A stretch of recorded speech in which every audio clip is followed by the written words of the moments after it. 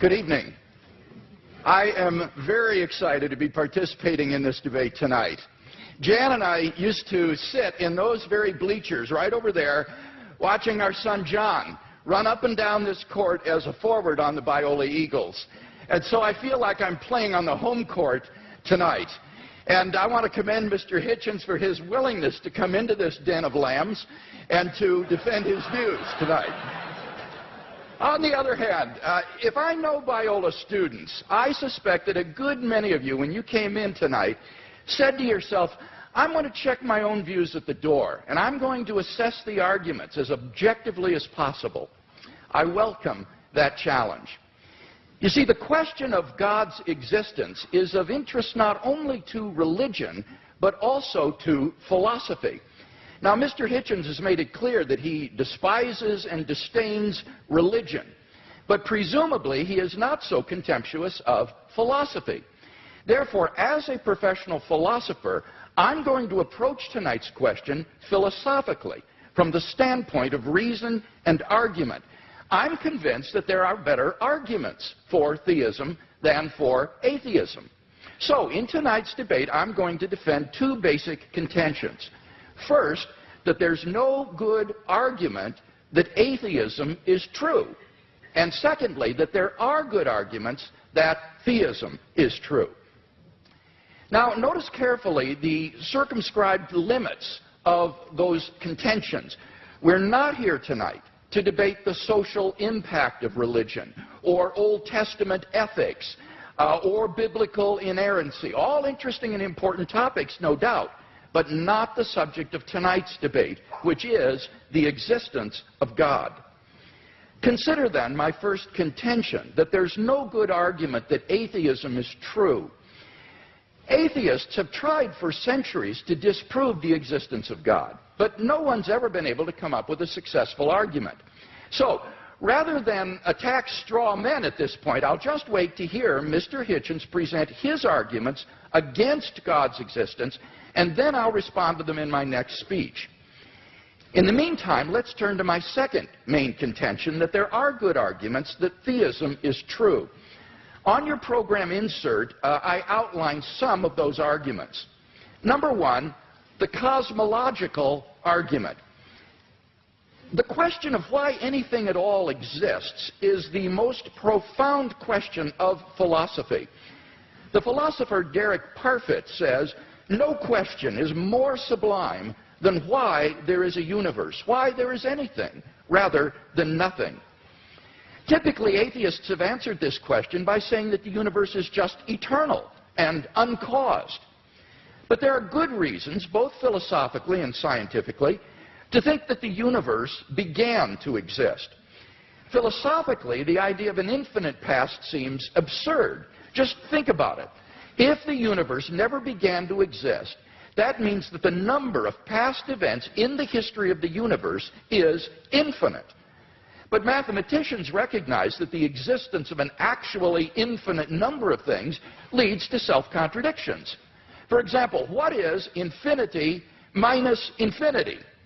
Well, mathematically, you get self-contradictory answers.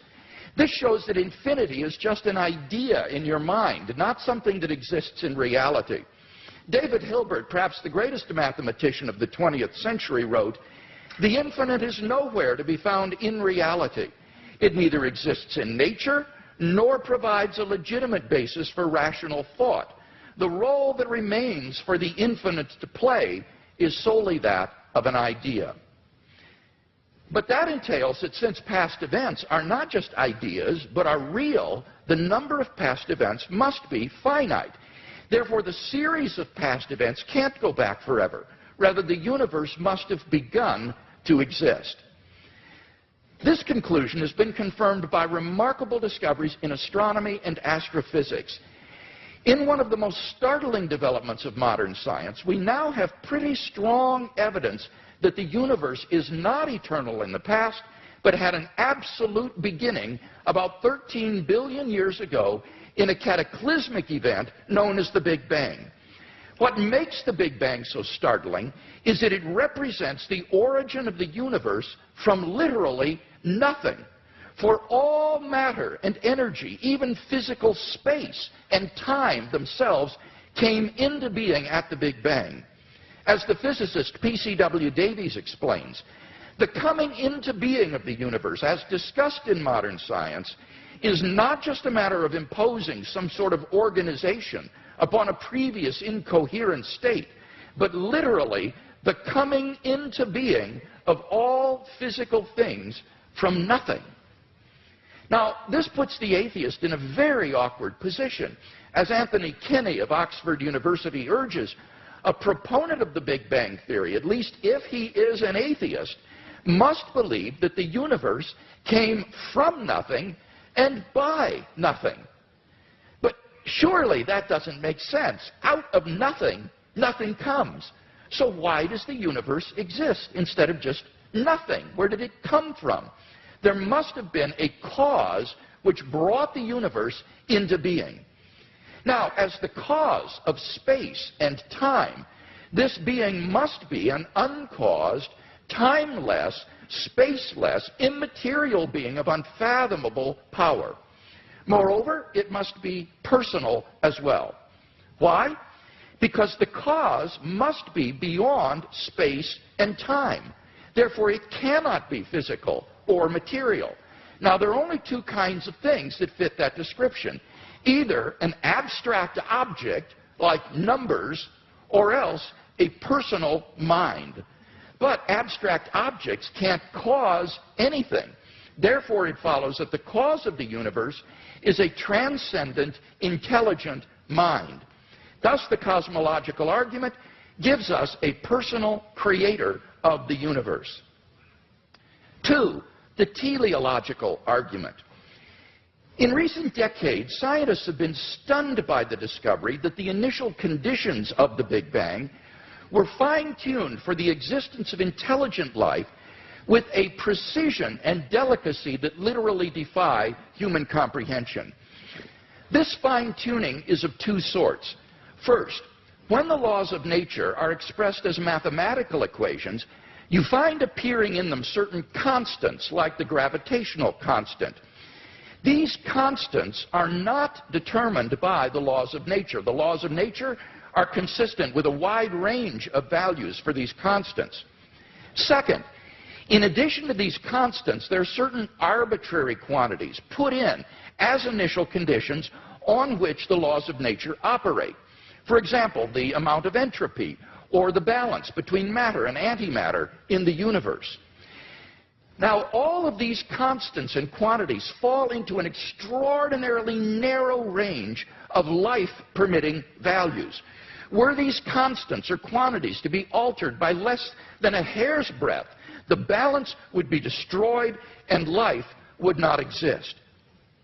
To give just one example, the atomic weak force, if it were altered by as little as 1 part out of 10 to the 100th power, would not have permitted a life-permitting universe. Now, there are 3 possible explanations of this remarkable fine-tuning: physical necessity, chance, or design.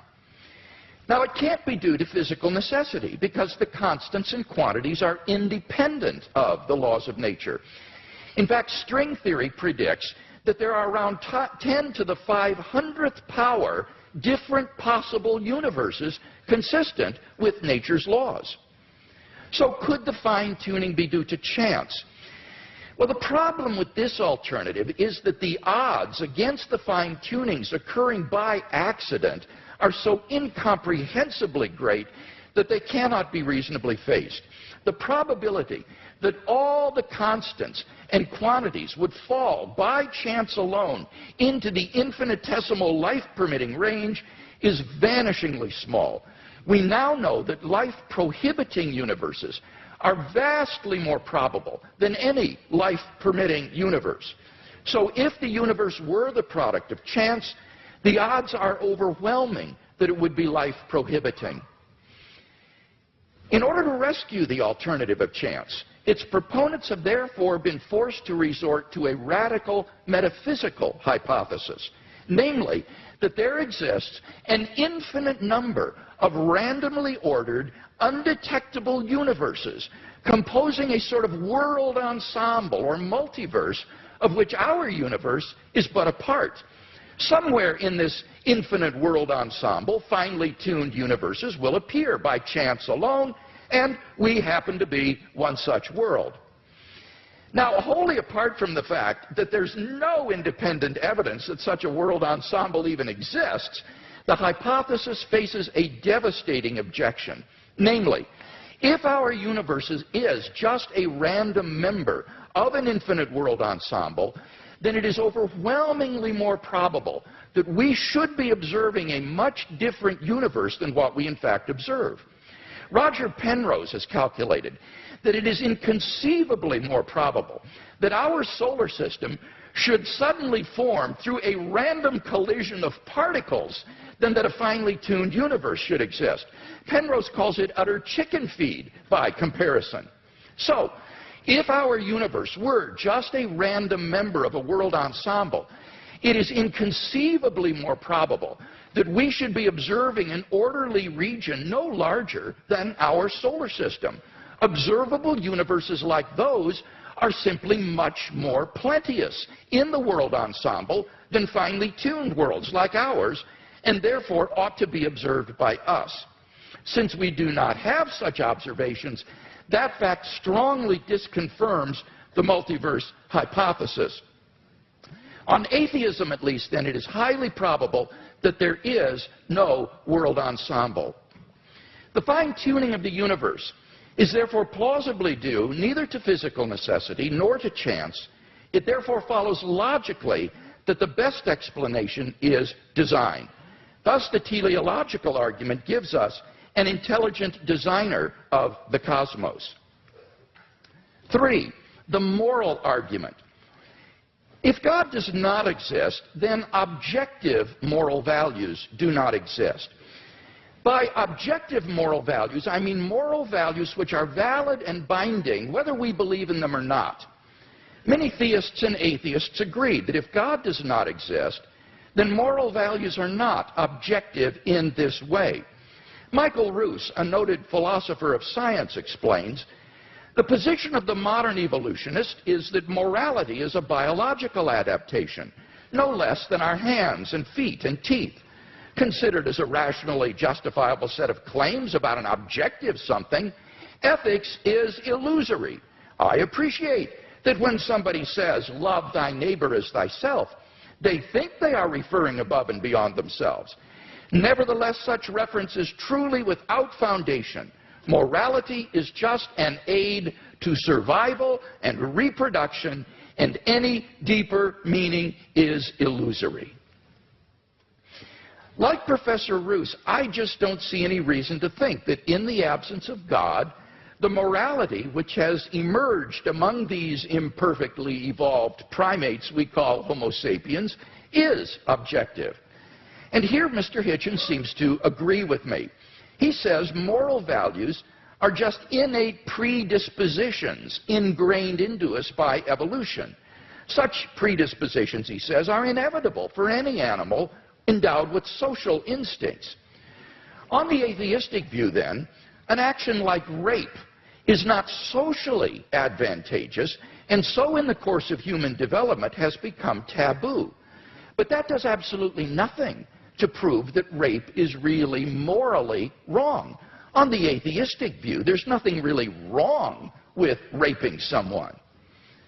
But the problem is that objective values do exist, and deep down we all know it.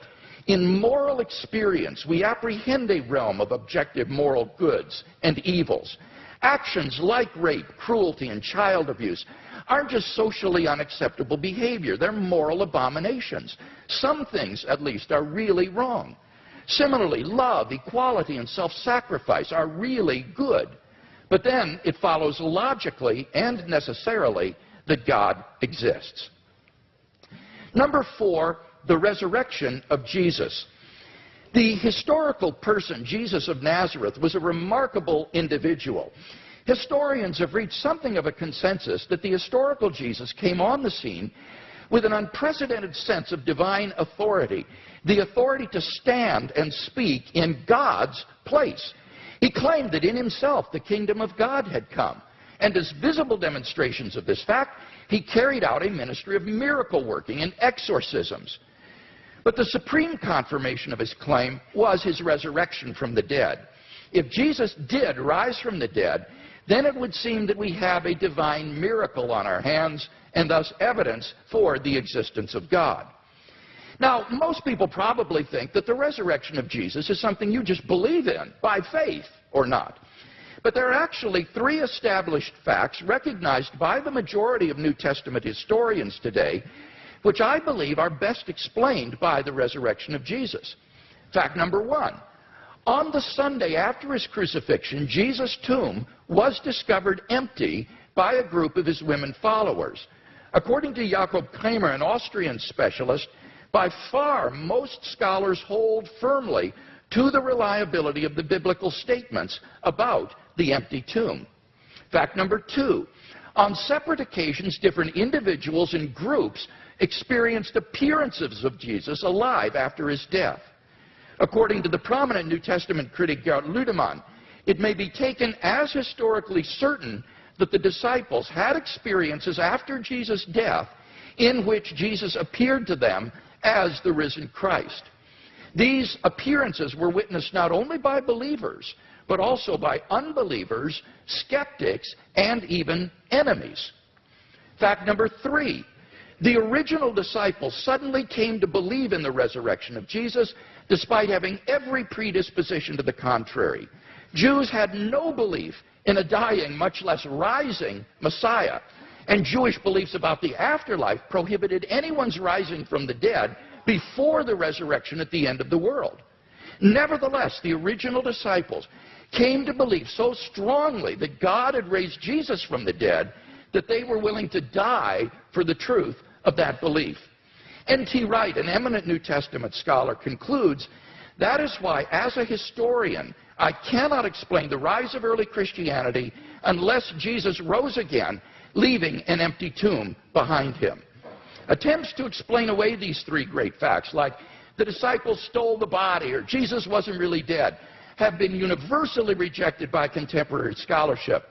The simple fact is that there just is no plausible naturalistic explanation of these facts. And therefore it seems to me the Christian is amply justified in believing that Jesus rose from the dead and was who he claimed to be.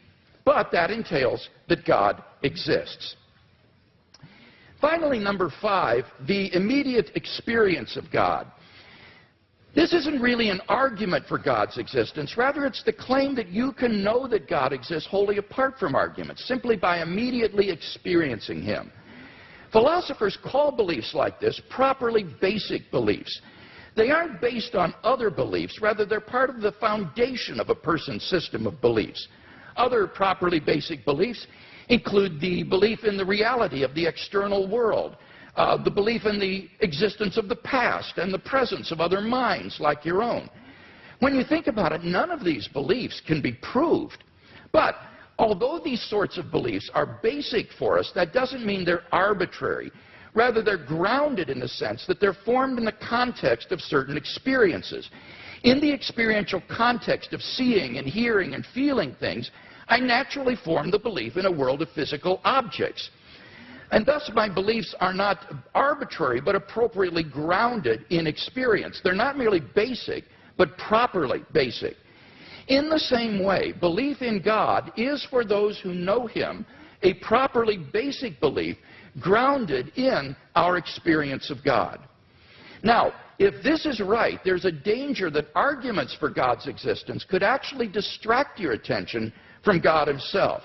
If you're sincerely seeking God, then God will make his existence evident to you. We mustn't so concentrate on the external arguments that we fail to hear the inner voice of God speaking to our own hearts. For those who listen, God becomes an immediate reality in their lives. So, in conclusion then, we've seen 5 good arguments to think that God exists. If Mr. Hitchens wants us to believe instead that God does not exist, then he must first tear down all 5 of the arguments that I presented, and then in their place erect a case of his own to prove that God does not exist. Unless and until he does that, I think that theism is the more plausible worldview.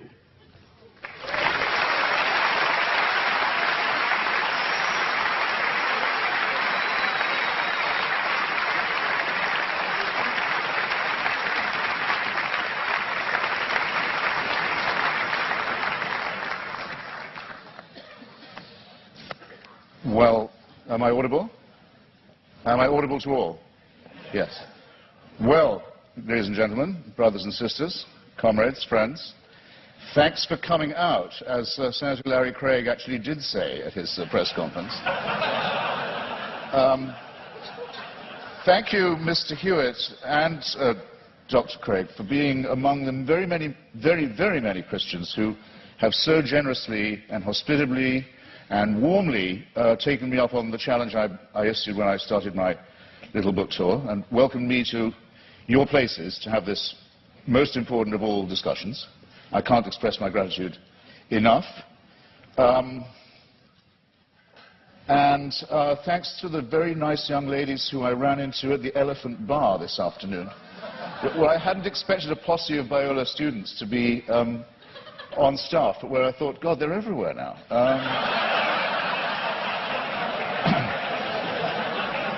Now, what I have discovered in voyaging around this country and others in this debate, and just debating with Hindus, with Muslims, with the Jews, with Christians of all stripes, is that the arguments are all essentially the same for belief in the supernatural, for belief in faith, for belief in God, but that there are very interesting and noteworthy discrepancies between them. And one that I want to call attention to at the beginning of this evening is between those like my friend Doug Wilson, with whom I've now done a book of argument about Christian apologetics, who would call himself a presuppositionalist, in other words, for whom really it's only necessary to discover the workings of God's will in the cosmos, and to assume that the truth of Christianity is already proven, and what are called, and they include Dr. Craig with great honor and respect in this, the evidentialists. Now, I want to begin by saying that this distinction strikes me first as a very charming distinction, and second as false, or perhaps as a distinction without a difference. Well, why do I say charming? Because I think it's rather sweet that people of faith also think they ought to have some evidence. And I think it's progress of a kind. After all, if we had been having this debate in the mid-19th century, Professor Craig or his equivalent would have known little or probably nothing about the laws of physics and biology. Maybe even less than I know now, which is to say quite a lot in its way.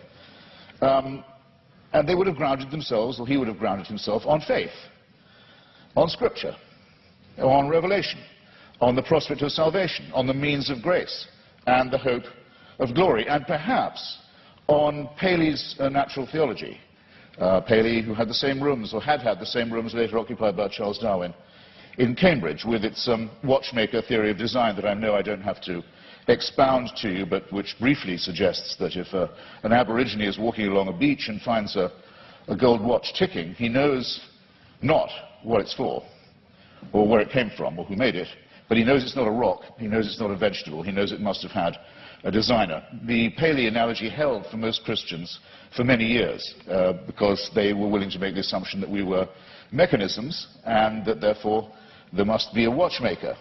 But now that it's been, here's where the presuppositionalist versus evidentialist dichotomy begins to kick in. Now it's been rather painstakingly and elaborately demonstrated, to the satisfaction of most people, I don't want to just use arguments from authority, but it's not very much contested anymore, that we are not designed as creatures, but that we evolved by a rather laborious combination of random mutation and natural selection into the species that we are today. It is, of course, open to the faithful to say that all this was, now that they come to know it, now that it becomes available to everybody, now that they think about it, and now that they've stopped opposing it or trying to ban it, then they can say, actually, on second thought, the evolution was all part of the design. Well, as you will recognize, ladies and gentlemen, there are some arguments I can't be expected to refute or rebut because there's no way around that argument. I mean, if everything, including evolution, which isn't a design, is nonetheless part of a divine design, then all the advantage goes to the person who's willing to believe that. That cannot be disproved. But it does seem to me a very poor, very weak argument, because the test of a good argument is that it is falsifiable, not that it's unfalsifiable. So this I would therefore, this tactic or this style of argument, which we've had some evidence of this evening, I would rebaptize, or might I dare say I would rechristen it, as retrospective evidentialism. In other words, everything can, in due time, if you have enough faith, be made to fit.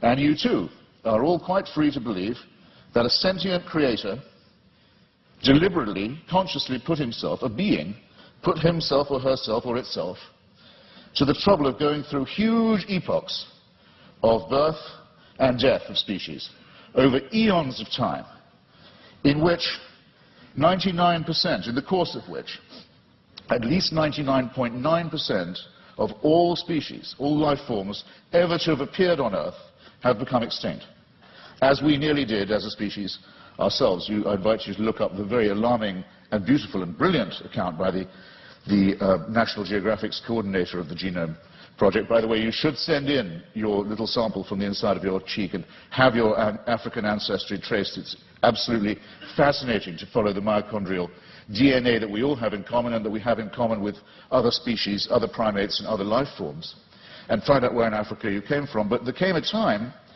probably about 180,000 years ago, when, due to a terrible climatic event, probably in Indonesia, an appalling global warming crisis occurred. And the estimate is that the number of humans in Africa went down to between 40 and 30,000. This close, think about fine-tuning, this close to joining every other species that had gone extinct. And that's our Exodus story, is that somehow, we don't know how, because it's not written in any scripture, it's not told in any book, it's not part of any superstitious narrative, but somehow the escape from Africa to cooler latitudes was made. But that's how close it was. You have to be able to imagine that all this mass extinction and death and randomness is the will of a being. You are absolutely free to believe that if you wish.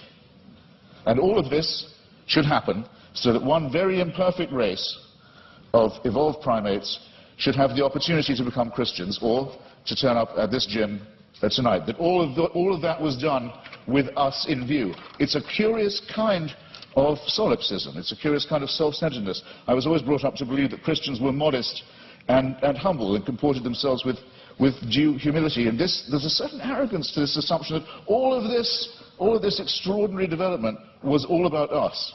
And we were the intended and designed result, and everything else was in the discard. The tremendous wastefulness of it, the tremendous cruelty of it, the tremendous caprice of it, the tremendous tinkering and incompetence of it, never mind. At least we're here, and we can be people of faith. It doesn't work for me, I have to simply say that, and I think there may be questions of psychology involved in this as well. Believe it if you can. I can't stop you. Believe it if you like. You're welcome. It's obviously impossible, as I said before, to disprove, and it equally obviously helps you to believe it if, as we all are, you're in the happy position of knowing the outcome. In other words, we are here, but there's a fallacy lurking in there somewhere too. Is there not? Now, it's often said, it was said tonight, and Dr. Craig said it in print, that atheists think they can prove the non-existence of God. This, in fact, very slightly but crucially misrepresents what we've always said. And there's nothing new about the new atheists, it's just we're recent. There's nothing particularly new. Dr. Victor Stenger, a great scientist, has written a book called The Failed Hypothesis, which he says he thinks that science can now license the claim that there definitely is no God. But he's unique in that, and I think very bold and courageous. Here's what we argue. We argue quite simply that there's no plausible or convincing reason, certainly no evidential one, to believe that there is such an entity, and that all observable phenomena, including the cosmological one to which I'm coming, are explicable without the hypothesis. You don't need the assumption.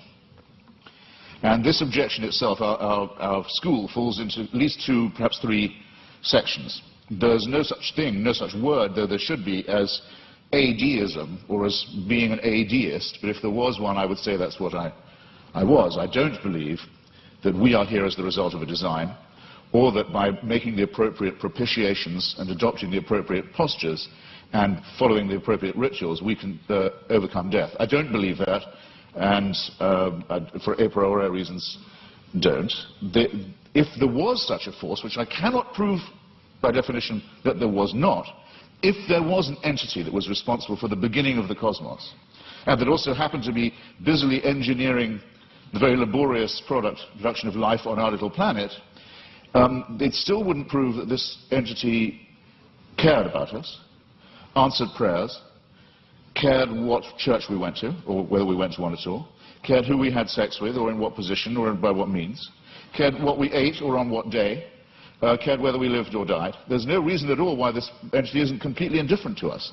That you cannot get from deism to theism except by a series of extraordinarily generous to yourself assumptions. The deist has all his work still ahead of him to show that it leads to revelation, to redemption, to salvation, or to suspensions of the natural order, in which hitherto you've been putting all your faith, all your evidences on scientific and natural evidence, or, why not, for a change of pace and a change of taste, say yes, but sometimes this same natural order, which is so miraculous in observation, no question about it, is so impressive in its favoring the conditions for life in some ways, but it's randomly suspended when miracles are required. So with caprice and contempt, these laws turn out not to be so important after all, as long as the truth of religion can be proved by their being rendered inoperative. This is having it both ways in the most promiscuous and exorbitant manner in my submission. Bear in mind also that these are not precisely the differences between Dr. Craig and myself, I mean, morally or intellectually equivalent claims. After all, Dr. Craig, to win this argument, has to believe and prove to a certainty. He's not just saying there might be a God, because he has to say there must be one, otherwise we couldn't be here and there couldn't be morality. It's not a contingency for him. I have to say that I appear as a skeptic who believes that doubt is the great engine, the great fuel of all inquiry, all discovery, and all innovation, and that I doubt these things. The disadvantage, it seems to me, in the argument goes to the person who says, no, I know it, it must be true, it is true. We are too early in the study of physics or biology, it seems to me, to be dealing in certainties of that kind, especially when the stakes are so high. It seems to me, to put it in a condensed form, extraordinary claims, such as the existence of a divine power with a son who cares enough to come and redeem us, extraordinary claims require truly extraordinary evidence. I don't think any of the evidence we heard from Dr. Craig, brilliantly marshalled as it was extraordinary enough to justify the extreme claims that are being made and backed by it. Hypocrisy, said La Rochefoucauld, is the compliment that vice pays to virtue. Retrospective evidentialism strikes me in something of the same sort of light. It's a concession made to the need for fact. Maybe we better have some evidence to go along with our faith, but look at what Dr. Craig says in his book. He says, I'll quote directly, he says, should a conflict arise between the witness of the Holy Spirit to the fundamental truth of the Christian faith and beliefs based on argument and evidence, then it is the former which must take precedence over the latter. He adds not vice versa, but a good editor, I think, would have told you, you don't have to put the vice versa in. It's clear enough as it is. I'll say it again. Should a conflict arise between the witness of the Holy Spirit to the fundamental truth of the Christian faith and beliefs based on argument and evidence, then it's the former which must take precedence over the latter. That's not evidentialism. That's just faith. It's a priori belief. It's rephrased in another edition. It says, therefore, the role of rational argumentation in knowing Christianity to be true is the role of the servant. A person knows Christianity is true because the Holy Spirit tells him it is true. And while argument and evidence can be used to support this conclusion, they cannot legitimately overrule it. Now, and then he goes on to say, the Bible says all men are without excuse. Even those who are given no reason to believe, and many persuasive reasons to disbelieve, have no excuse. Because the ultimate reason they do not believe is that they have deliberately rejected God's Holy Spirit. That would have to be me. But you see where this lands you, ladies and gentlemen, with the Christian apologetic. You're told you're a miserable sinner who is without excuse. You've disappointed your God who made you, and you've been so ungrateful as to rebel. You're contemptible. You're worm-like. But you can take heart. The whole universe was designed with just you in mind. These two claims are not just mutually exclusive, but I think they're intended to compensate each other's cruelty and ultimately absurdity. In other words, evidence is an occasional convenience. Seek and ye shall find. I remember being told that in church many a time as a young lad. Seek and ye shall find. I thought it was a sinister injunction, because it's all too likely to be true. We are pattern-seeking mammals and primates. If we can't get good evidence, we'll go for junk evidence. If we can't get a real theory, we'll go with a conspiracy theory. You see it all the time. Religion's great strength is that it was the first of our attempts to explain reality, to make those patterns take some kind of form. It deserves credit. It was our first attempt at astronomy, our first attempt at cosmology, in some ways our first attempt at medicine, our first attempt at literature, our first attempt at philosophy. Good. While there was nothing else, it had many functional uses of that kind. Never mind that they didn't know that germs cause disease. Maybe evil spirits cause disease. Maybe disease is a punishment. Never mind that they believed in astrology rather than astronomy. Even Thomas Aquinas believed in astrology. Never mind that they believed in devils. Never mind that things like volcanic eruptions, earthquakes, tidal waves were thought of as punishments, not as natural occurrences on the cooling crust of a planet. The pattern seeking has gone too far.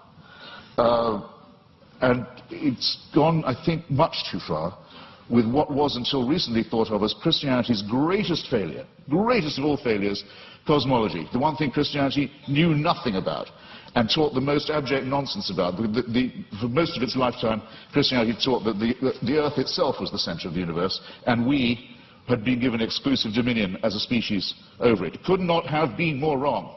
How are we going to square the new cosmology, the fantastic new discoveries in physics, with the old dogmas? Well, one is the idea of this fine-tuning, about which I've only left myself 3.5 minutes. I'll have to refer some of this to later in the discussion. This is essentially another form of pattern seeking on the basis of extremely limited evidence. Most physicists are very uncertain, as they have every right to be. In fact, I would say, for physicists, that as they have the duty to be at the moment, extremely uncertain about the spatio-temporal dimensions of the original episode, the Big Bang as it's sometimes called. We're in the very, very early stages of this inquiry. We hardly know what we don't know about the origins of the universe. We're viewing it from an unimaginable distance, not just an unimaginable distance in space. We're perched on a tiny rock in an extremely small suburb of a fairly minor galaxy, trying to look to discern our origins, but also at an unbelievable distance in time. And we claim the right to say, we can see the finger of God in this process. It's an extraordinarily arrogant assumption. It either deserves a Nobel Prize in physics, which it hasn't yet got, I notice. I don't know any physicist who believes these assumptions are necessary, or it deserves a charge of hubris. Let me make 3 tiny, quick objections to it as it stands, and I'm no more a physicist than most of you are. I'll make these lay objections. 1, was there pre-existing material for this extra spatio-temporal being to work with? Or did he just will it into existence, the ex nihilo? Who designed the designer? Don't you run the risk with the presumption of a God and a designer and an originator of asking, well, where does that come from, where does that come from, and locking yourself into an infinite regress? Why are there so many shooting stars, collapsed suns, failed galaxies we can see? We can see with the aid of a telescope. Sometimes we can see with the naked eye. The utter failure, the total destruction of gigantic, unimaginable sweeps of outer space. Is this fine-tuning, or is it extremely random, capricious, cruel, mysterious, and incompetent? And have you thought of the nothingness that's coming?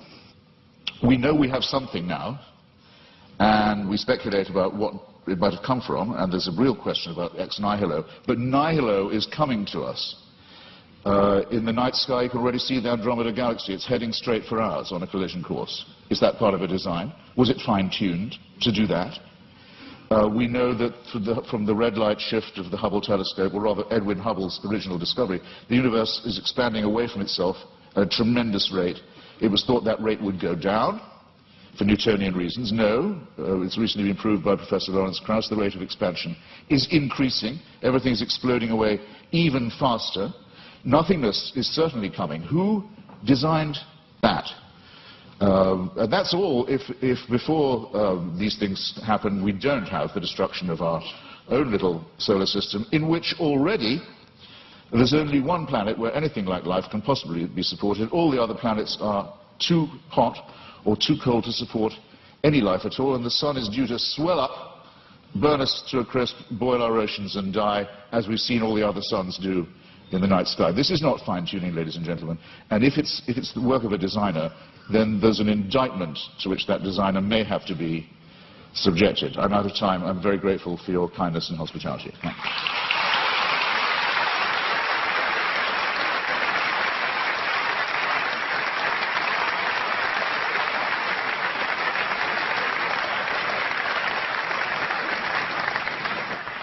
Dr. Craig, a 12-minute rebuttal.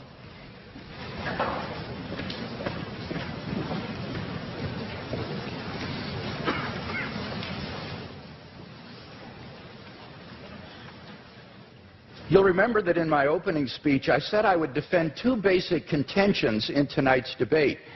First, that there's no good argument that atheism is true.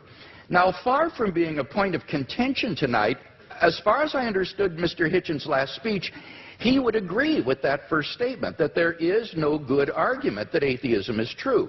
He says, I simply don't have any positive reason to believe in God, but he doesn't really give an argument against God's existence. Indeed, he seems to suggest that's impossible. But notice that doesn't prove atheism. That just leaves you with agnosticism, namely, you don't know if there's a God or not. So, at best, you're left merely with agnosticism. We don't see any good reason to think that atheism is true.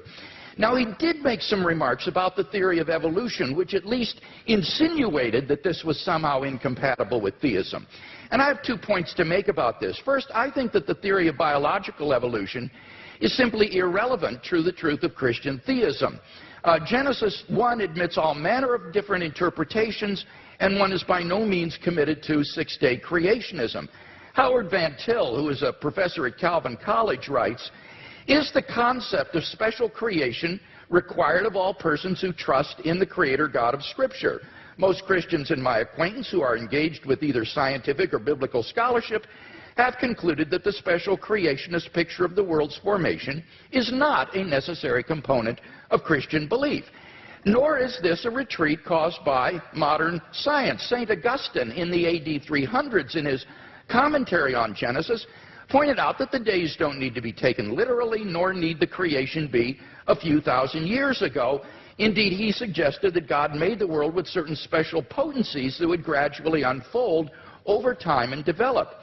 And this interpretation came 1,500 years before Darwin, so that it is not a forced retreat in the face of modern science. So any doubts that I would have about the theory of biological evolution would be not biblical, but rather scientific.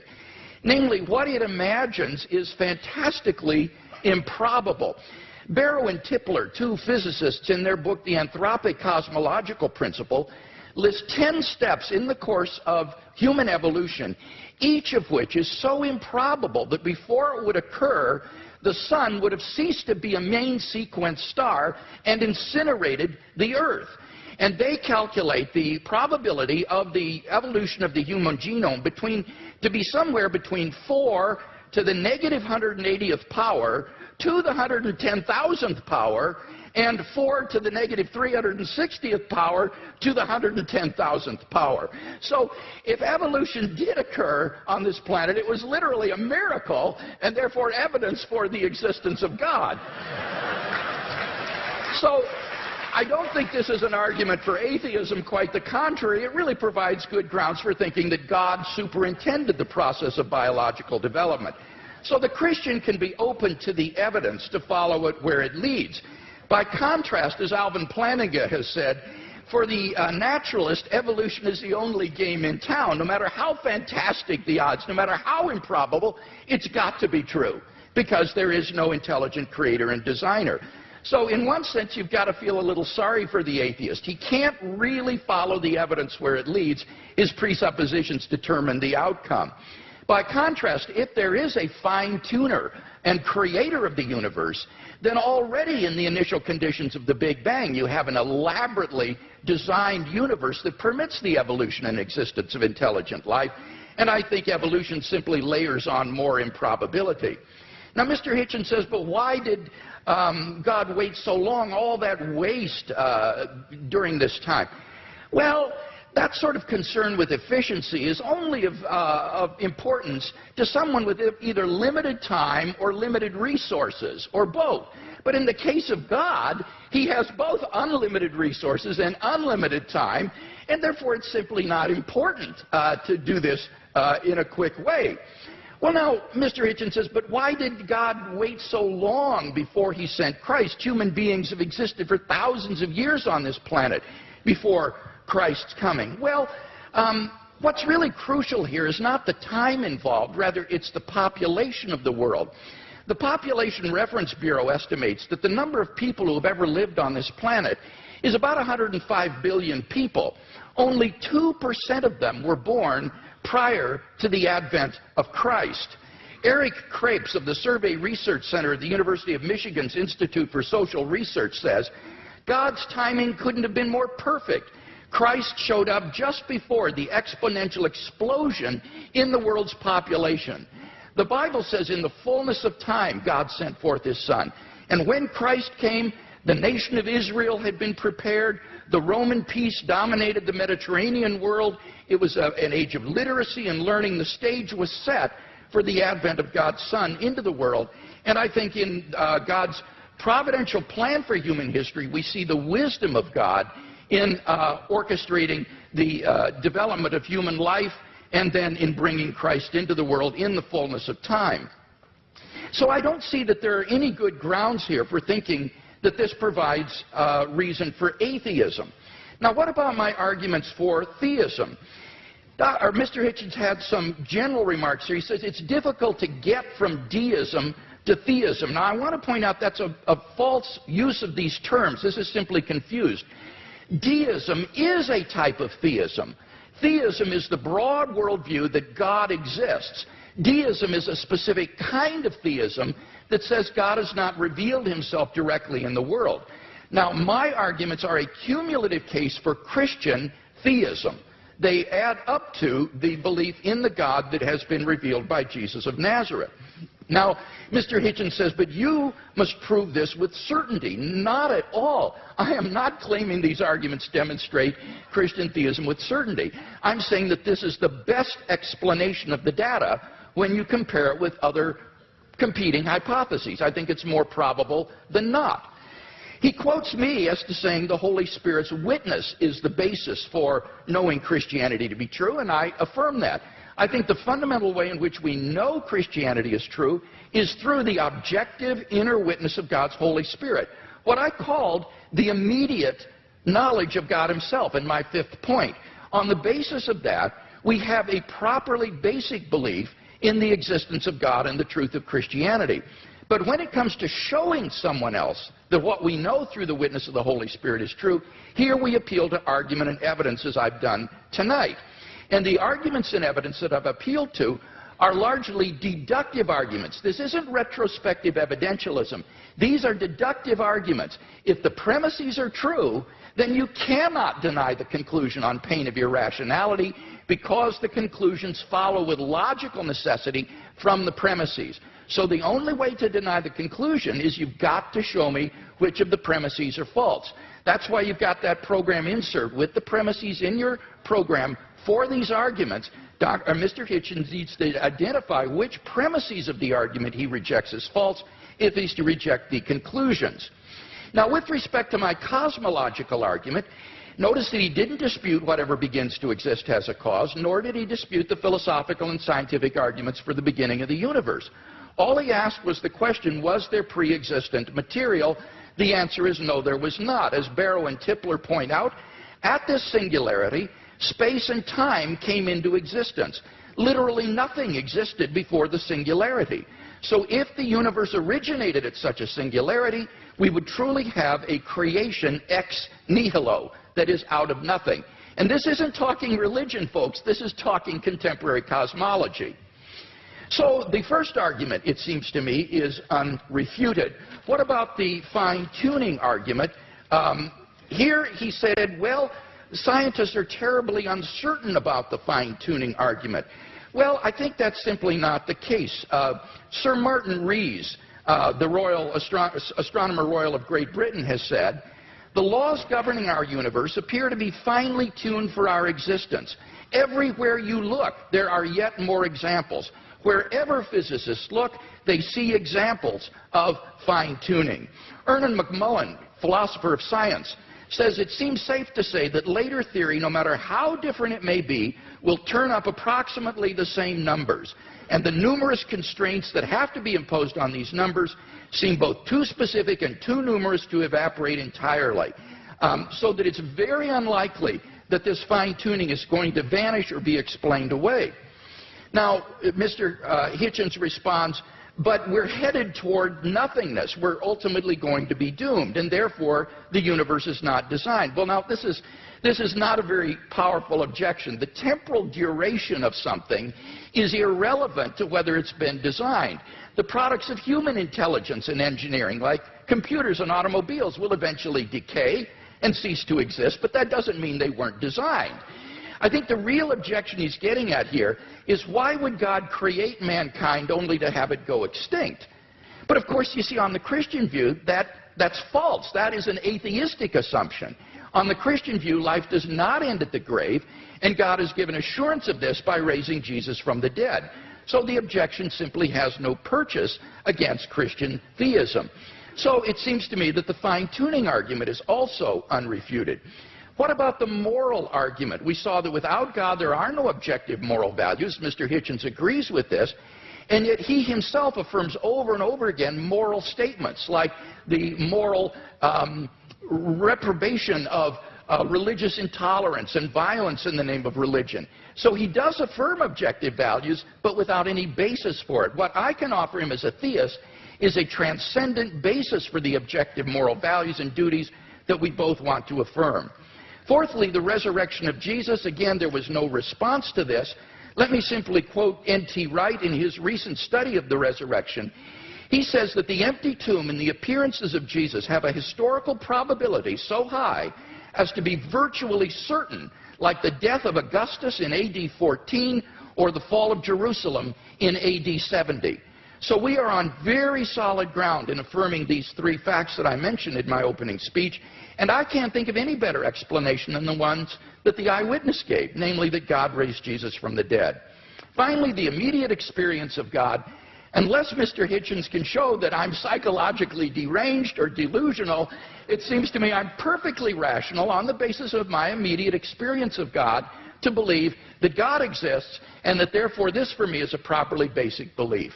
So I think all of these arguments stand intact despite his refutation. We've seen no argument for atheism, so clearly the weight of the evidence falls on the side of the scale for Christian theism tonight.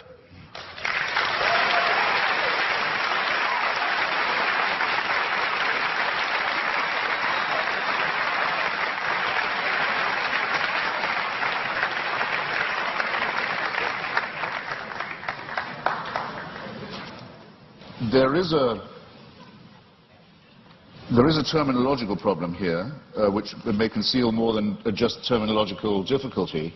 The proposition that atheism is true, or that is a misstatement of what I have to prove and what we believe. There's an argument among some of us as to whether we need the word at all. In other words, I don't have a special name for my unbelief in tooth fairies, say, or witches, or in Santa Claus. I just don't think that they're there.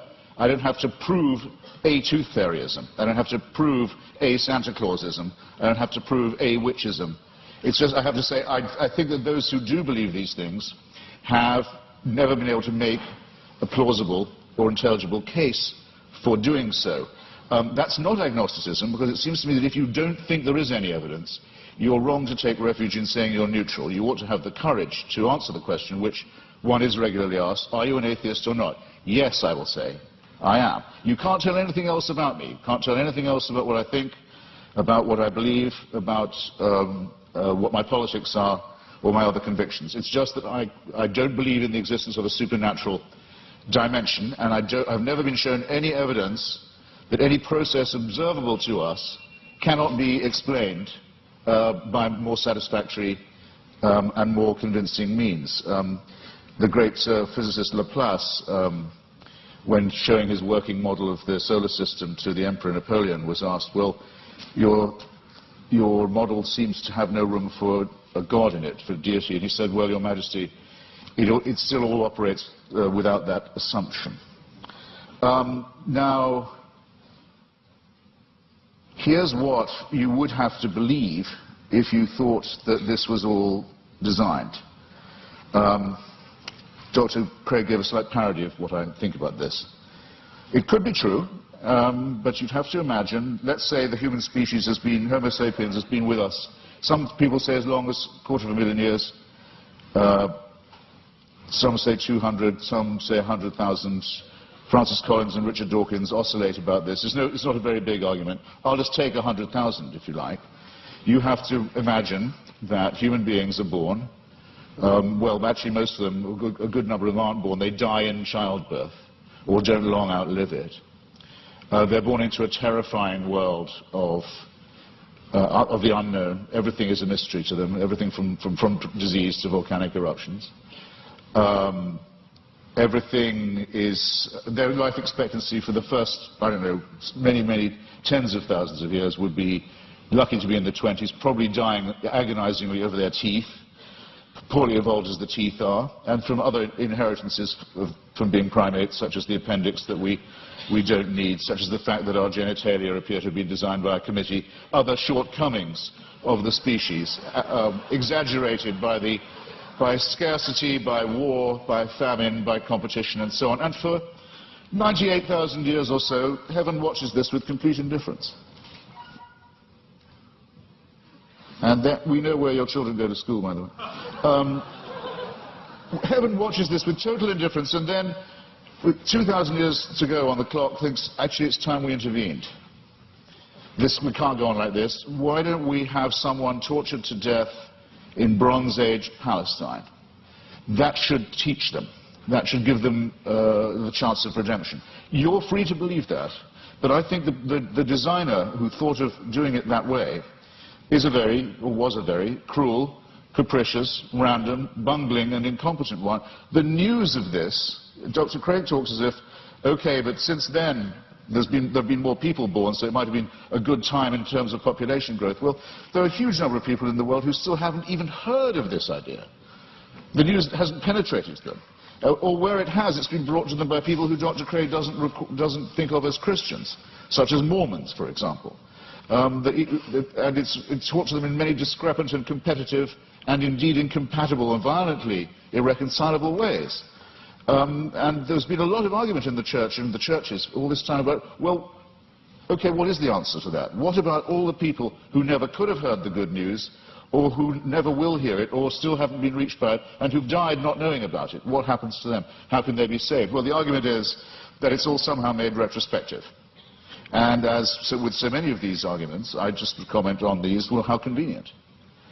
Because if you're willing to make assumptions of this kind, then really evidence is only ancillary to what you are advancing. Now, I didn't have the chance. Oh, and just on Mr. Wright, sorry, I scored a note to myself.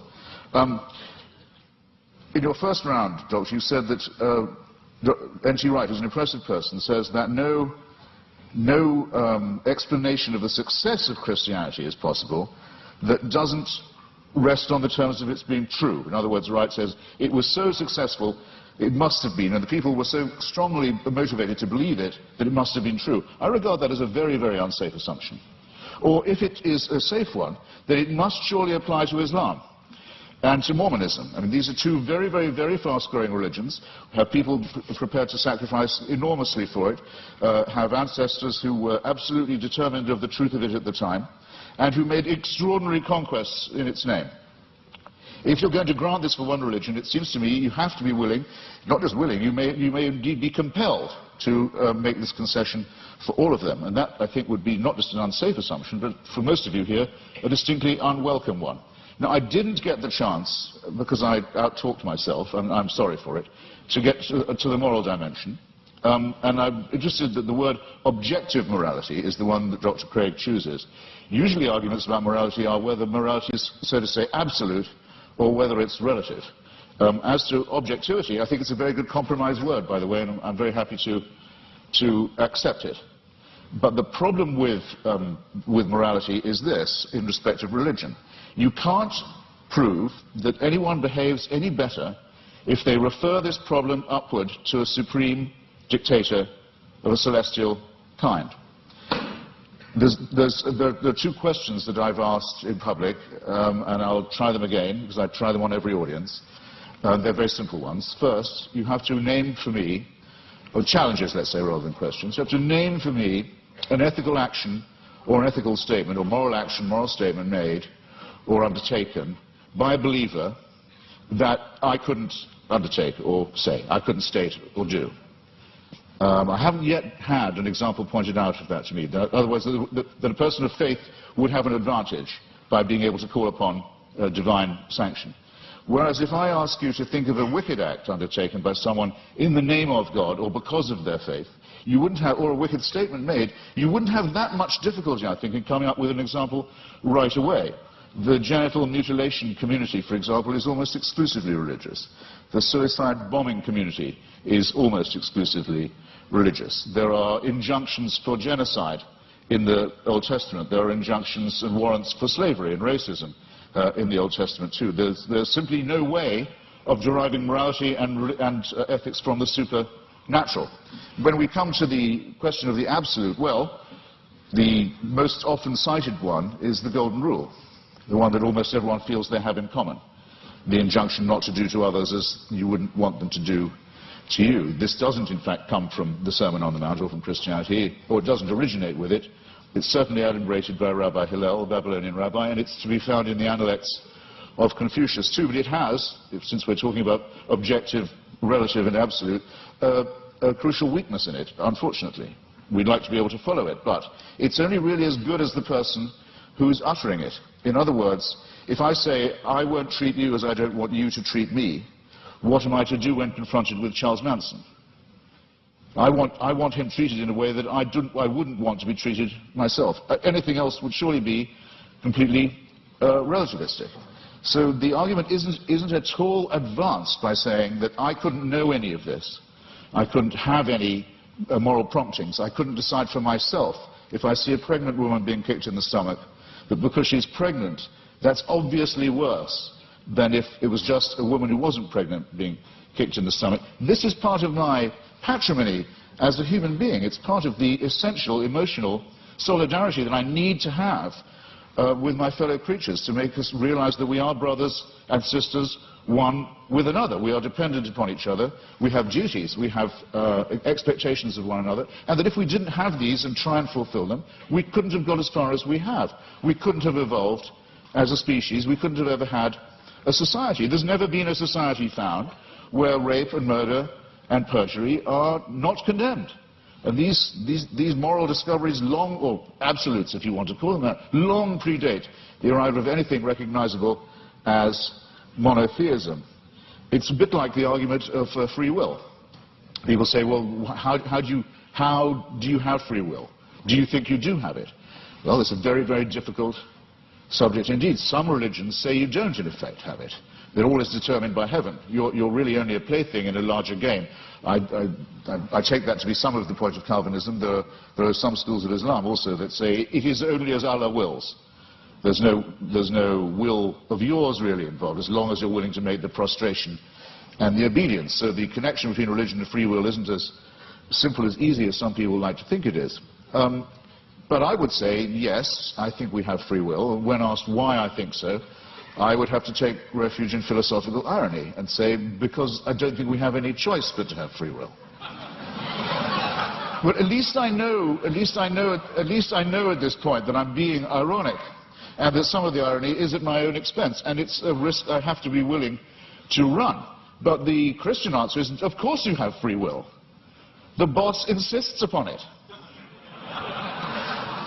This somewhat degrades the freedom and redefines the idea of will. And it seems to me also that there's something degrading in the idea of saying that morality is derived in the same way, that it comes from on high, that we ourselves are not good enough, that we don't have the dignity, we don't have the self-respect, we don't have the character to know a right action or a right statement when we see it or when we want to perform it. It's this servile element in religion. It's not, strictly speaking, the subject of our debate this evening, I know, but I'm damned if I completely forego it.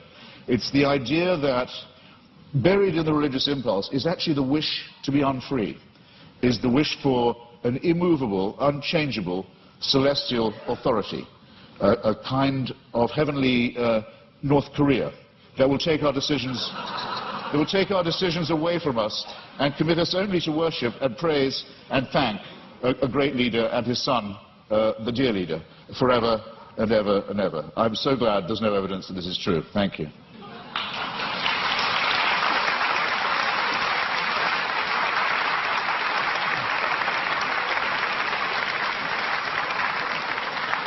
We now enter the period of cross-examination, which trial-like allows the questioner to pose and the answer only to answer and not to repeat the question or to dodge.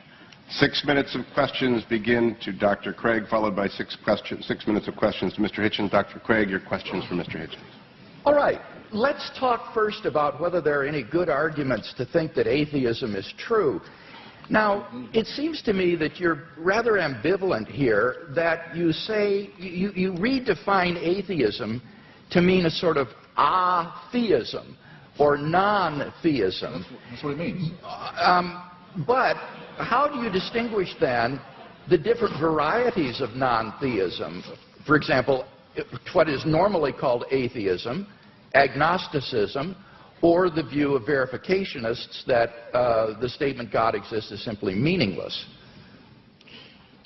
Well, I mean, there are different schools of atheism, as you say, but there's no claim I know how to make that says atheism is true, because atheism is the statement that a certain proposition isn't true. So I wish you'd get this bit right, because there you go again. Well, I just devoted a little time to this. I said it is not in itself a belief or a system. It simply says you can get by better, probably, we think, without the assumption that no one who wants you to worship a God has ever been able to come up with a good enough reason to make you do it. Now, so the point is, though, that on your definition of atheism or non-theism, it really embodies a diversity of views, such as agnosticism, what is normally called atheism, or this verificationism. Now, which of those do you hold to within this umbrella of atheism? Are you an atheist who asserts the proposition God does not exist, or do you simply withhold belief in God in the way the agnostic does? Right. On some days, I'm a great... No, I'm not going to do you that much of a favor. On some days, I'm a great admirer of Thomas Huxley, who had the great debate with Bishop Wilberforce in Oxford at the Natural History Museum about Darwinism in the mid-19th century, who was known as Darwin's bulldog. We would now say Darwin's pit bull, and who completely trounced the good bishop. But I can't thank him for inventing the term agnostic. And I can't thank him for some of his social Darwinist positions either, some of which are rather unattractive. I need an answer to this. Because I think agnosticism is evasive. To me, yes, if you talk about the power of the Holy Spirit and so forth, to me, that is meaningless. It's to me, I'm sorry, I've tried. It's white noise. It's like saying there is only one God and Allah is his messenger. It's gibberish to me. There are many of us, I'm sorry, there are just many of us of whom this is the case. It may be true, it is true. Okay, Mr. Hitchens, I got to press you here. Time is feel free. What is your view exactly? Press away.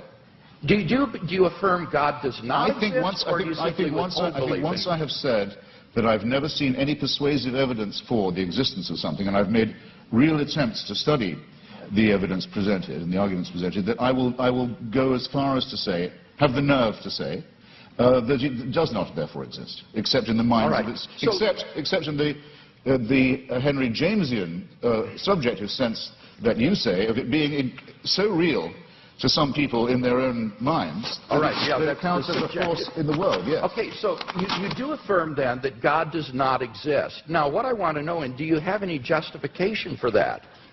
I think I've come unwired in some horrible way. You're fine. Are you sure? Do you have any arguments leading to the conclusion that God does not exist? Well, I would rather, I think, I'm wondering if I'm boring anybody now. I would rather say, I'd rather state it in reverse and say I find all the arguments in favor to be fallacious or unconvincing.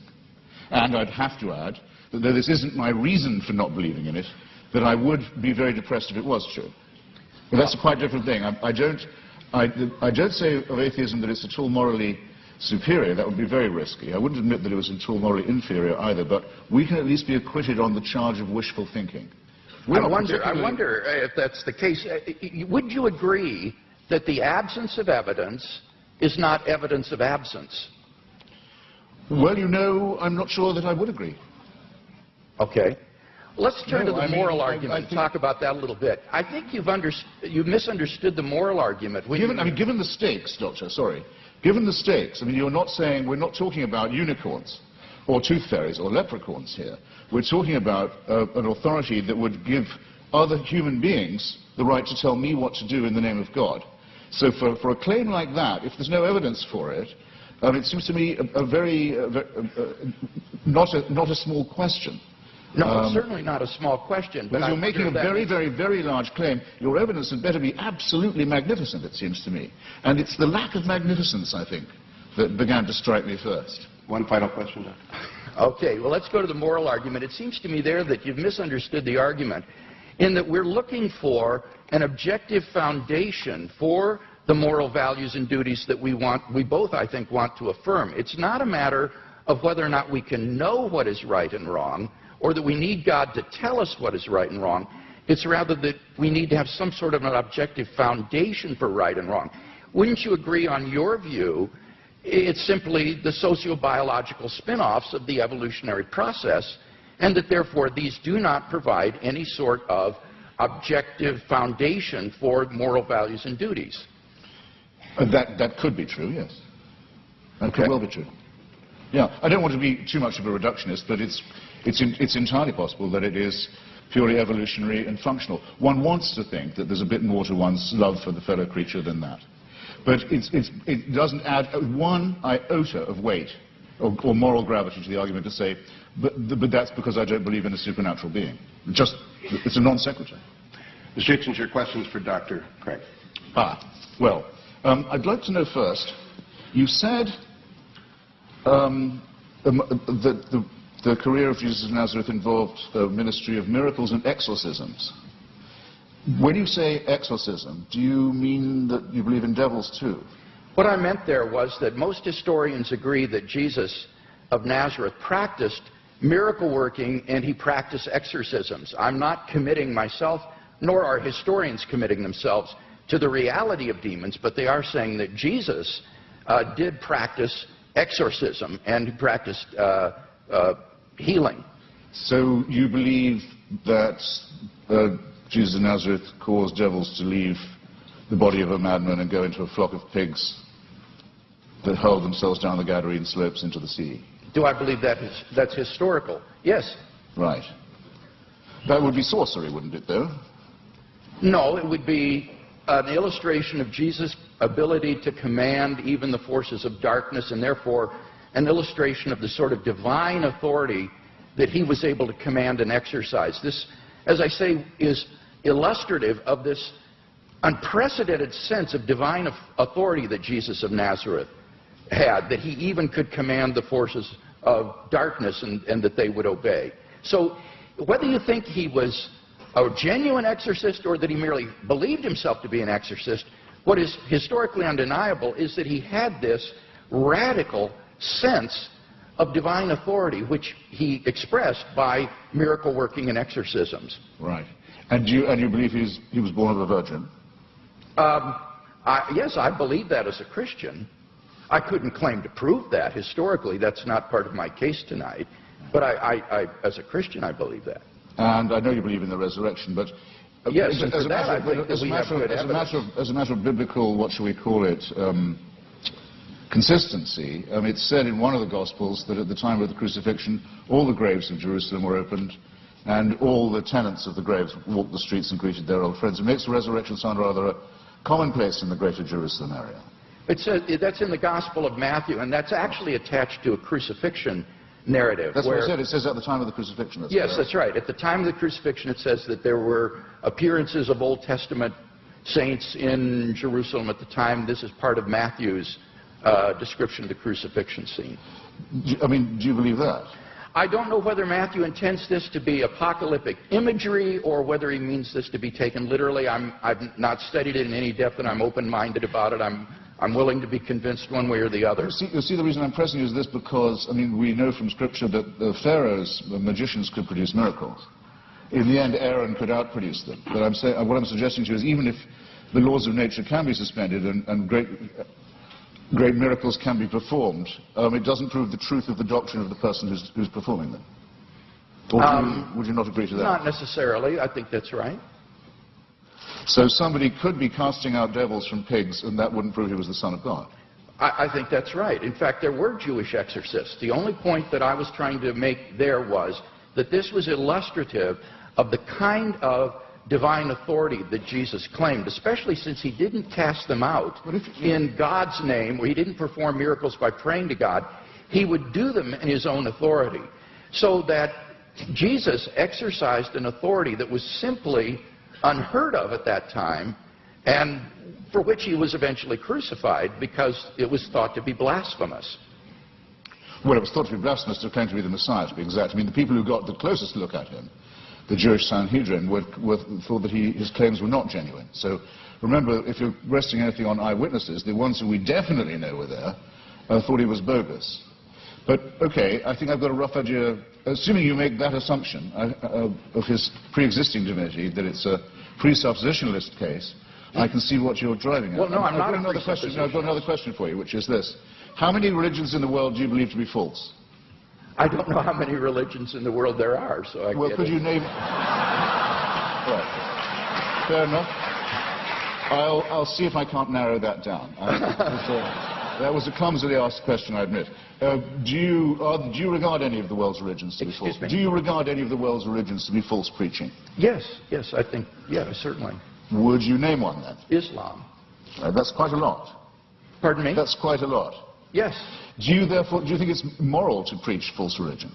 No. So religion is responsible for quite a lot of wickedness in the world right there? Certainly. Right. I'd be happy to concede that. I would agree with that. So if I was a baby being born in Saudi Arabia today, would you rather I was me or a Wahhabi Muslim? Would I be? Rather be what? Would you rather it was me? It was an atheist baby or a Wahhabi baby?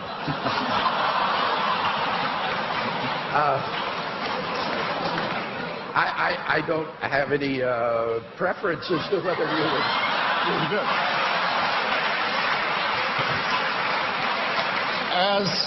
As bad as that. Okay. Are there any? Sorry, I've only got a few seconds. It's a serious question. I shouldn't squander it. Are there any Christian denominations you regard as false? Certainly. Could I know what they are? Well, I'm not a Calvinist, for example. I think that certain tenets of Reformed theology are incorrect. I would be more in the Wesleyan camp myself. But these are differences among brethren. These are not differences on which we need to put one another in some sort of a cage. So within the Christian camp, there's a large diversity of perspectives. I'm sure there are views that I hold that are probably false. But I'm trying my best to get my theology straight, trying to do the best job, but I think all of us would recognize that none of us agree on every point of Christian doctrine, on every dot and tittle. Before Mr. Hitchens succeeds in launching another series of religious wars among Christians, let's get to the responses. 7 minutes are each. Dr. Craig, it is your 7 minutes. Okay.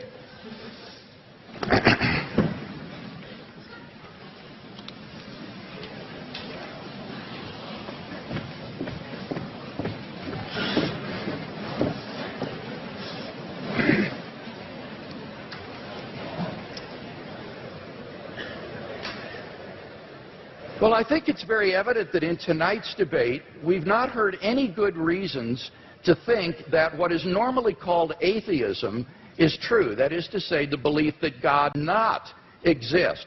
Mr. Hitchens withholds belief in God, but he's unable to give us any argument to think that God does not exist, which is what is called positive atheism. Now, he does mention that the human species has been here for 100,000 years. But I've already responded to that. What's crucial there is not the number of years, it's the population. And only 2% of the population of the earth has existed before Christ. And during that time, God is not indifferent to the lot of those people. Rather, he is preparing humanity, preparing the world for the advent of Christ so that in the fullness of time, Christ would come into the world. And those people who lived apart from Christ, God cared for them as well and provided for them. The Bible says, ever since the creation of the world, God's invisible nature, namely his eternal power and deity, has been clearly perceived in the things that have been made. Paul says that from one man, God made every nation of men, that they should inhabit the whole earth. And he determined the times set for them and the exact places that they should live. He did this so that men would seek him and perhaps reach out for him and find him, for he is not far from each one of us, for in him we live and move and have our being. So that those who lived before Christ were covered by the death of Christ, they were covered by his atoning sacrifice, and God will judge them on the basis of the information that they had in their response to general revelation. Similarly, for those who haven't heard of the gospel yet today, they will be judged on the basis of the information that they do have and how they respond to that. And aren't you glad that you don't have to judge them? You can leave this up to the hands of a just and holy and merciful God who will judge people on the basis of how they respond to the revelation that they do have. So we've not heard any argument tonight that God does not exist. Now, by contrast, I've given 5 arguments to show that Christian theism is true. First, we saw the cosmological argument. Mr. Hitchens has not disagreed with either of the premises of this argument, and so we have good grounds for believing there's a personal creator of the universe. As for the teleological argument, again, he didn't respond to what I said in my last speech with respect to the fine-tuning being well established in science, and that the fact that we're going toward nothingness, as he puts it, is an atheistic assumption, not a Christian assumption, and therefore doesn't do anything to disprove design. Now, what about the moral argument? Here he says that you have to prove that people would behave better if they believed in God. That's not the argument. I hope that's clear to everyone. The argument is that without God as a transcendent foundation for moral values, we're simply lost in socio-cultural relativism. Who are you to judge that the Nazi ethic was wrong? Who are you to judge that the ethic of ancient Hinduism was wrong? Who are you to judge that the Afrikaner apartheid is wrong? This is all just the result of socio-cultural evolution, and there is no transcendent objective standard apart from God, and that's what God delivers for us. Now, Mr. Hitchens says, name one moral action that an unbeliever could not take. Well, that's trivially easy. If God exists, there are all kinds of moral duties that we have that the unbeliever could not recognize. At the panel discussion last week in Dallas, when Mr. Hitchens demanded that someone name such an action, a pastor on the panel immediately piped up, how about tithing? Well, leave it to a pastor to think of that, but clearly that's an action that only a believer would take. Even more fundamentally, what about the first and greatest commandment? You shall love the Lord your God with all your heart, with all your strength, with all your mind. That is an action that only a believer can take. No unbeliever can discharge even this most fundamental of moral duties. But in any case, all of this is beside the point with respect to the moral argument. The point is that on atheism, there are no moral obligations for anybody to fulfill. In nature, whatever is right, and Mr. Hitchens is unable to provide any sort of objective foundation for moral values. Massimo Pigliucci is a philosopher of biology. This is what he has to say. He says on atheism, there is no such thing as objective morality. Morality in human cultures has evolved, and what is moral for you might not be moral for the guy next door, and certainly is not moral for the guy across the ocean. And what makes you think that your personal morality is the one and everybody else is wrong? What we call homicide or rape, he said, is very, very common among different kinds of animals. Lions, for example, commit infanticide on a regular basis. Now, are these kinds of acts to be condoned? I don't even know what that means, because the lion doesn't understand what morality is. Morality, he says, is an invention of human beings. It's just a convention that human beings have adopted to live together, but it has no objectivity. And that's what I offer Mr. Hitchens tonight, is a solid, transcendent foundation for the moral values that I think he so desperately wants to affirm. What about the resurrection of Jesus? Here he misunderstood N.T. Wright's argument. N.T. Wright's argument is not that the success of Christianity means that it's true. That would apply to Islam and Mormonism. Rather, N.T. Wright's argument is that the origin of the disciples' belief that God had raised Jesus from the dead is so un-Jewish, it is so uncharacteristic, that you have to explain what would bring them to adopt so radical a mutation of Jewish belief as belief in a dying Messiah and a rising Messiah. And he says the only thing he can think of that would explain this is the empty tomb and the post-mortem appearances of Jesus. And that's why Wright concludes that these have a certainty that is comparable to the fall of Jerusalem in AD 70. So you've got to get the argument right if you're going to deal with it. And in fact, I think the only explanation of these facts is the one the disciples gave, that God raised Jesus from the dead. Finally, the immediate experience of God has remained untouched. God is real to me, and unless I'm delusional, I'm perfectly within my rational rights to believe in God on the basis of this experience, just as I believe in the reality of the external world or the reality of the past on the basis of my experience. So I think in sum we've got 5 good reasons for believing that Christianity is true, no reason to think atheism is true, and therefore I think Christianity is clearly the more rational worldview.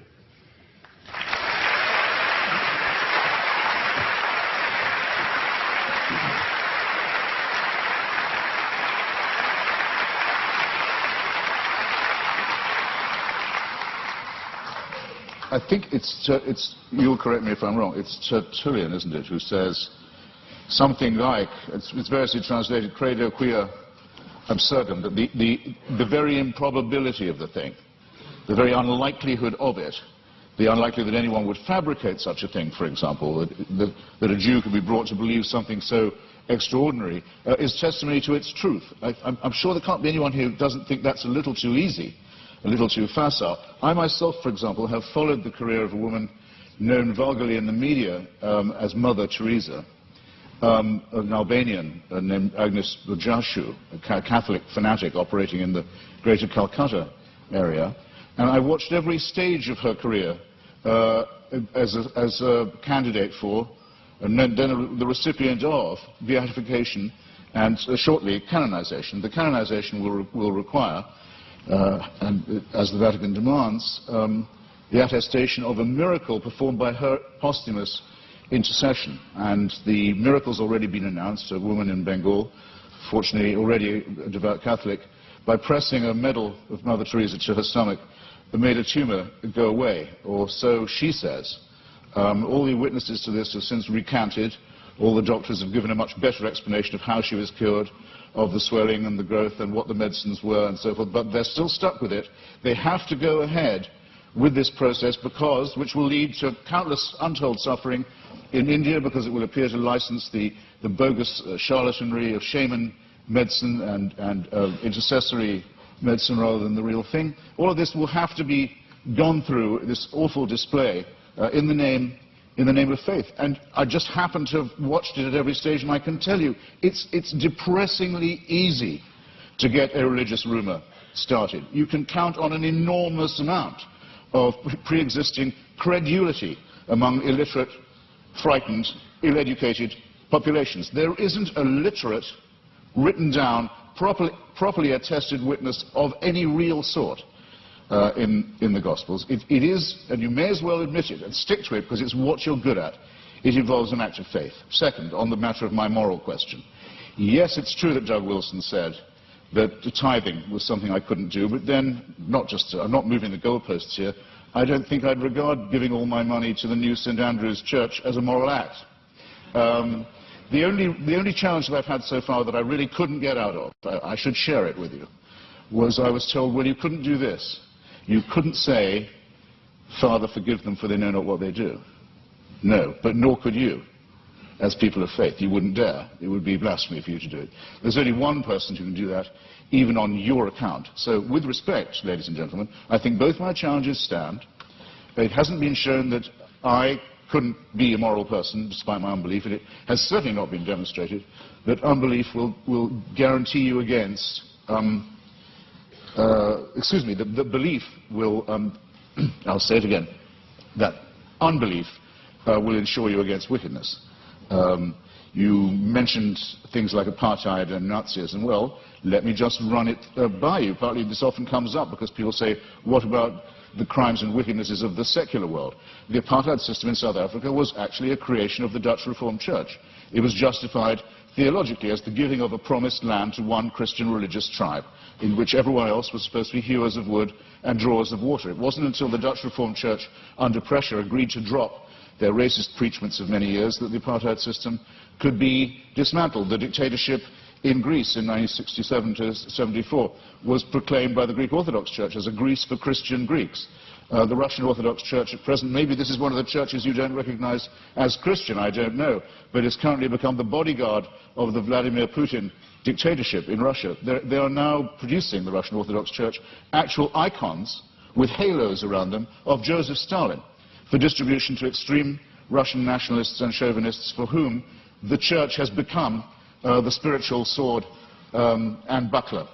In Nazi Germany, prayers were said every year on the Führer's birthday by order of the churches for his survival and well-being.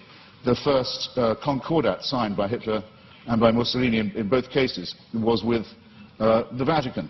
If you take out the word fascist from any account of the 1920s and 30s, any reputable historical account, and you insert the words Christian right wing or actually Catholic right wing, you don't have to change a word of the rest of the sentence. And the third member of the Axis, the Japanese Empire, was led by someone who actually claimed he was himself a god, and to whom everyone in Japan was a serf, and had to admit his godhead and divinity. And it was said to all of them, where would we know without the emperor? How would we know what to do? How would we know what a right action was? Without him, there would be screwing in the streets. There would be chaos. No one would know their bearings. Without our God, we would be rudderless. Many Japanese people, in fact, it's pitiful to report, still actually believe that. Now, I want to say, in other words, that religion is the outcome of unresolved contradictions in the material world. That if you make the assumption that it's man-made, then very few things are mysterious to you. If you make the assumption that religion is man-made, then you would know why, it would be obvious to you why, there are so many religions.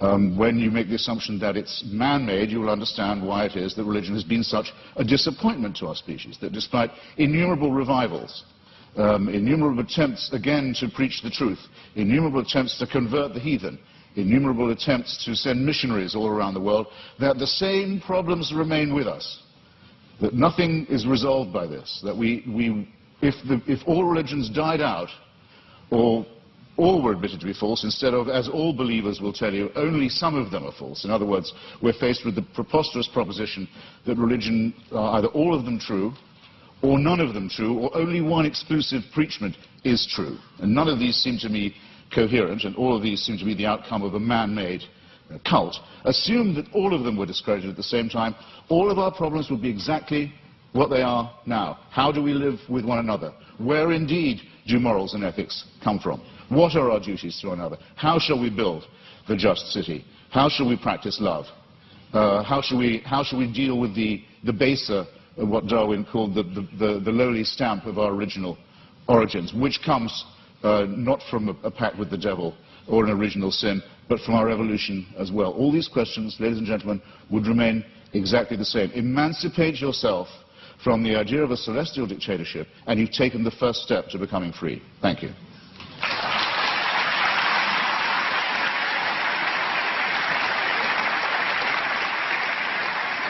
Dr. Craig, your closing argument, 5 minutes.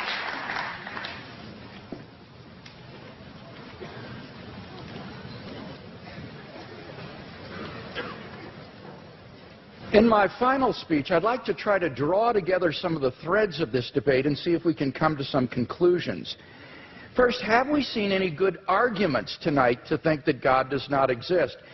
No, I don't think we have. We've heard attacks upon religion, Christianity impugned, God impugned, Mother Teresa impugned, but we haven't heard any arguments that God does not exist.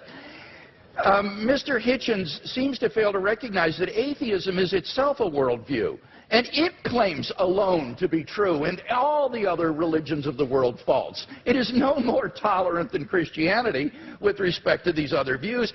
He asserts that he alone has the true worldview, atheism. The only problem is he doesn't have any arguments for this worldview.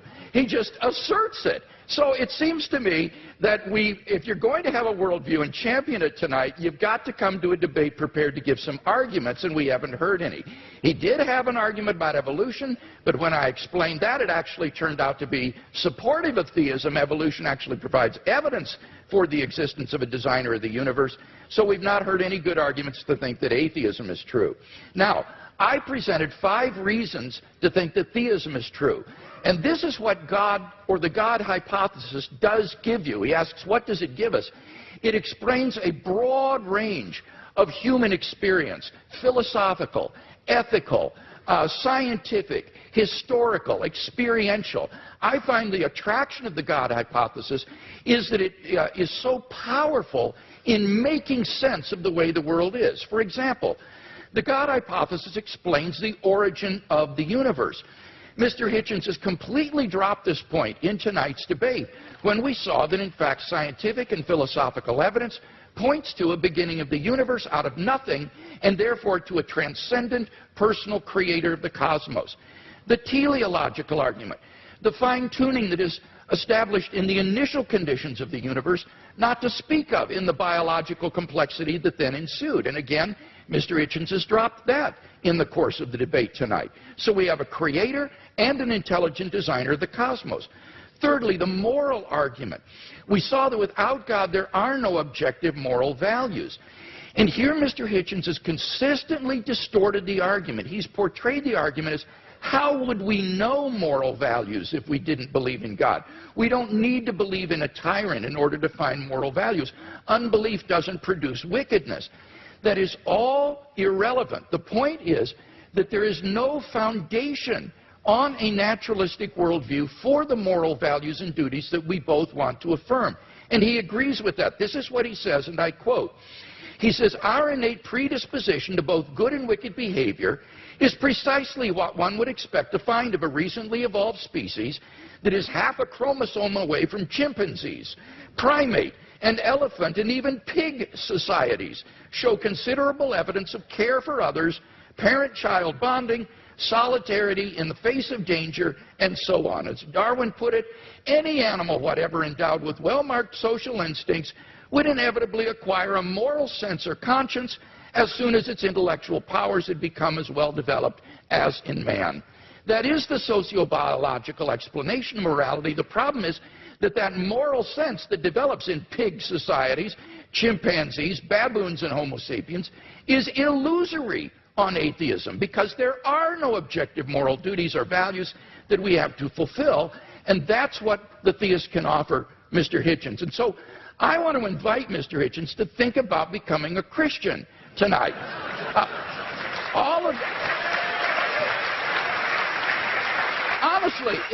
honestly, if he is a man of goodwill who will follow the evidence where it leads, all of the evidence tonight has been on one side of the scale. And he wants to affirm objective moral values, so why not adopt theism? The resurrection of Jesus has gone unrefuted. The argument is not that it's too improbable to be false. The argument is that you need a historically sufficient explanation to explain why the disciples came to believe this. And there isn't one apart from the empty tomb and appearances. It's not a matter of rumor because the empty tomb was public knowledge in Jerusalem. It would be impossible for Christianity to flourish in Jerusalem in the face of an occupied tomb. Finally, the immediate experience of God. If there's anybody watching or listening to the debate tonight who hasn't found God in a personal, experiential way, then I want to invite you as well to think about becoming a Christian. I became a Christian as a junior in high school, and it changed my entire life. And I believe that if you'll look into it honestly with an open mind and an open heart, that it can change your life as well.